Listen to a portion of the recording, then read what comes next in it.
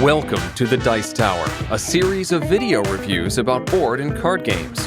Here are your hosts, Tom Vasel and Sam Healey.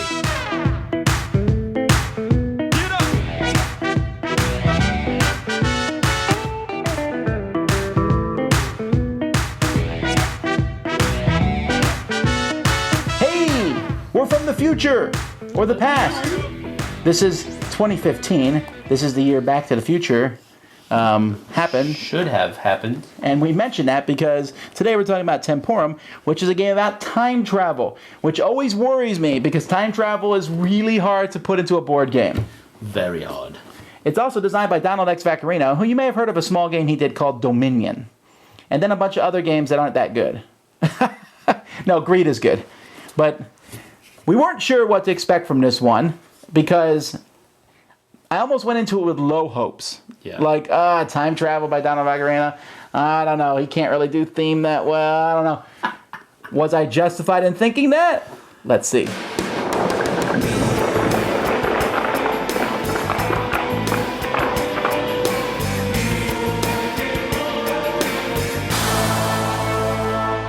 At the beginning of the game, each player is going to put 10 crowns of their color up here in age 1.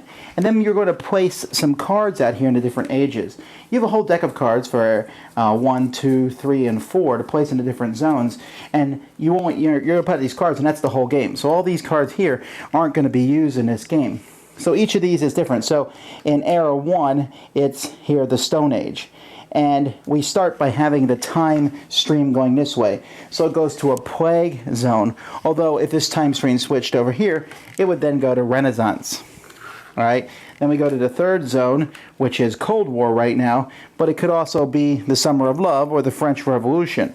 And then down here, which this is the present day, the Nanotech Wonderland, Savagery, which is where we are, Alien Contact, or Age of Cats, which is possibly one of the most horrible things I can imagine.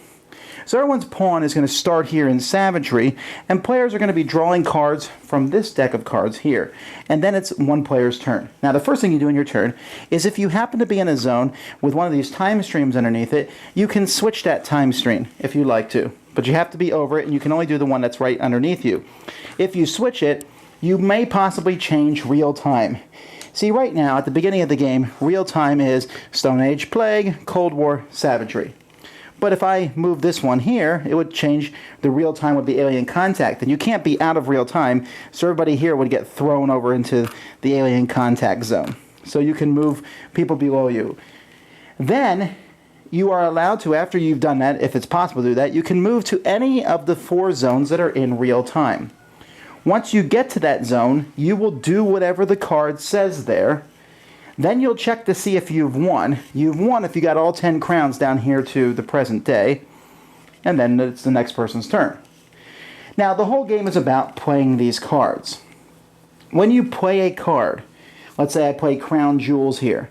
First, you get the amount of money that it shows. So when I play this, I get 11 coins. I can then discard any number of cards, and I get 4 coins for each card I discarded. That's a yellow card. I play it, then I discard it. A blue card, this one gives me 11 coins also. It's a think tank. But it stays in front of me and gives me a permanent ability. Whenever I discard a card, I gain a coin for each card. So if I'd played this one, then later on when I discard these, I'd get an extra coin per card. Here, whenever I score a card, I draw a card. When I play another card, I draw a card. Here, when I play another card, I get an extra 2. The trinket here, I can play this one, get 4 coins, and then play another card. Other cards on the board will let you score cards. When you score a card, you ignore everything else in the card and you simply do here, pay 8 coins for 5 points, pay 4 coins for 4 points, pay 12 coins for 6 points. And you pay that much and score. When you score points, you are going to be moving these crowns. So let's say I get 6 points. I can go 1, 2, 3, 4, 5, 6. Or I could go 1, 2, 3, 4, 5, 6. You know, you can do whatever you want. I could go 1, 2, 3, 4, 5, 6. It's up to you.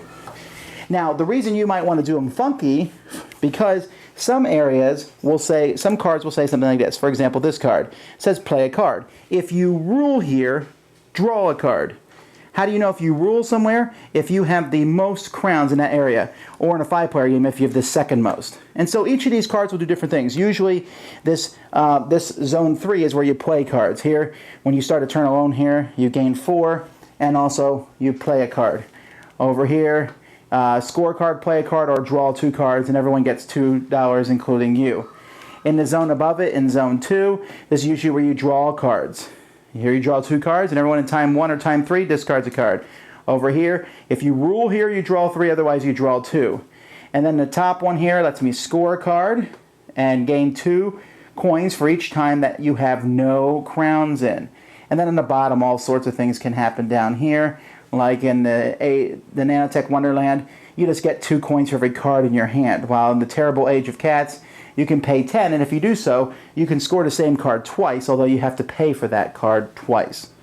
So there's all different things, and that's really the whole game. The game's going to revolve around playing of those cards and manipulating and playing cards, and then scoring cards. You play cards to get money, you score cards and use the money to move your crowns down. First person to get all 10 down is the winner of the game. Okay, I think the first thing we should talk about is the time travel theme. Does this game feel like time traveling? Nope. I guess maybe... Feels like time management. That's about what it feels like. Yeah, I mean, since you could just... I mean, I guess the whole thing where the different arrows are moving through and changing time through history, that's a pretty interesting thing, but it doesn't affect the game as much as it's like, oh, instead of using this card, you use this card. I never felt like a certain card matched an era. Yeah. It was like, oh, that feels like the Renaissance. The one thing that they did pretty cool about the different eras is that they had pretty good tall stacks of each of the different era cards, which means there's going to be replayability there. But it's just not that interesting. Because the things that the different ages do, the cards in different ages do now, I haven't seen all of them, but based on what I have seen, there's just not a lot of differences there. I can go to age 1 and score, play a card, or draw a card.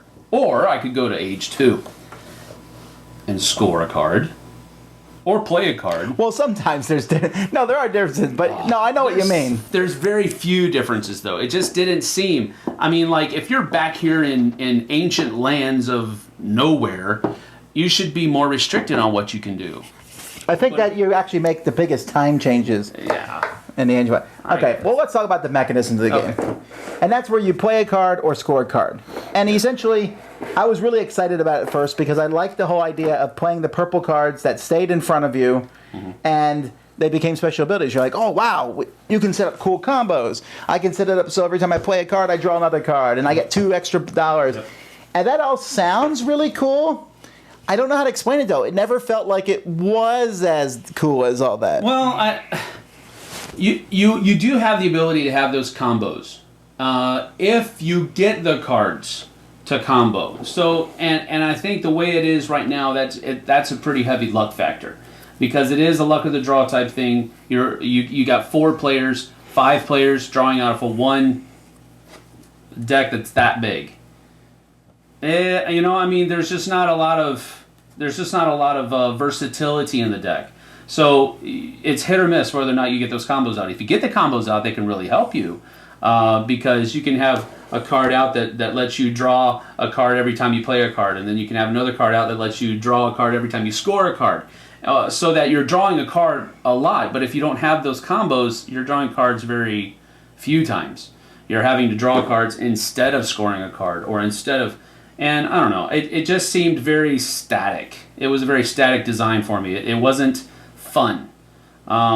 There was a few times where I thought, I got to think about what I'm going to do here, but really, it was few and far between.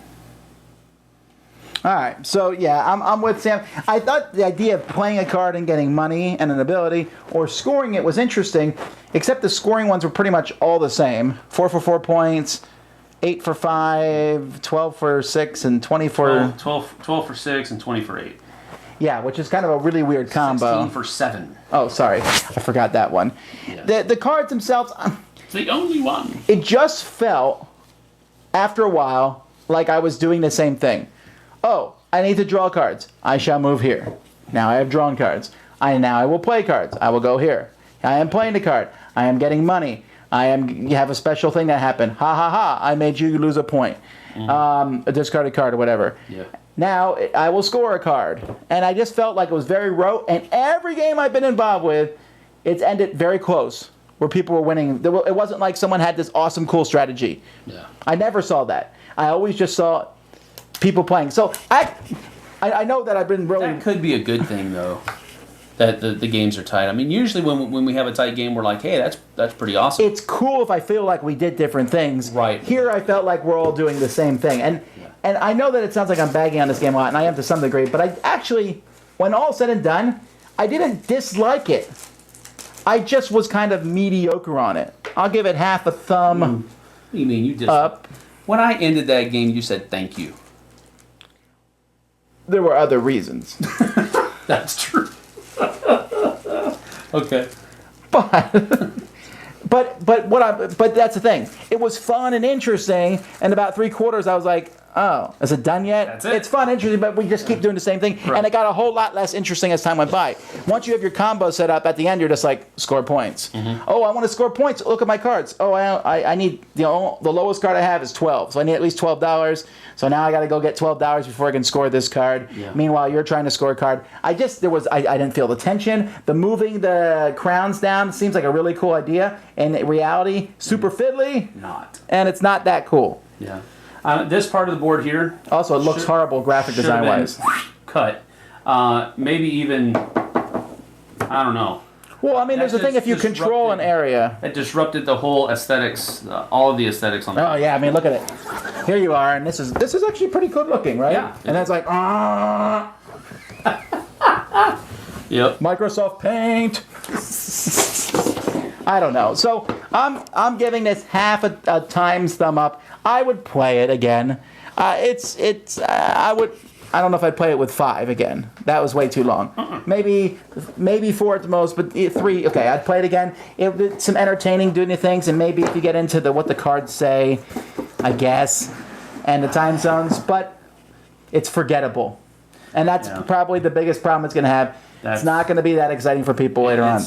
If it was able to incorporate its theme into some of the mechanics a little bit better, then I think it might catch some people's fancy a little bit easier. But as it is, it just doesn't feel like you're time traveling. I know that you sometimes have to use your imagination, but even using your imagination, you really have to stretch to grab a hold of this time travel scheme that it has going on, which it really doesn't have it going on. It's No thumbs? just kind of painted. I'm going to go with... Yeah, I don't think I ever want to play this game again. So I'm going to have to go with 0 thumbs on this one. Because it's just not... I was kind of hyped because I like time travel. I like that theme. It just didn't capture. It just didn't capture the theme. Sorry. All right, so we're going now to go back in time to stop this game from being made. And now you should, edit it to where it disappears. Oh. And then I'll go...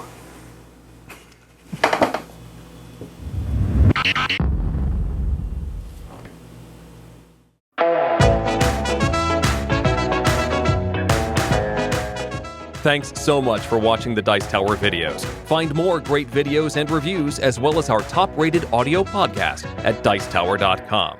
You can also find other great shows at Dicetowernetwork.com. I'm Eric Summerer, and you've been watching The Dice Tower. The Dice Tower is sponsored by Cool Stuff Inc., where you can find great games for great prices. Cool stuff in stock. Check them out at CoolStuffInc.com.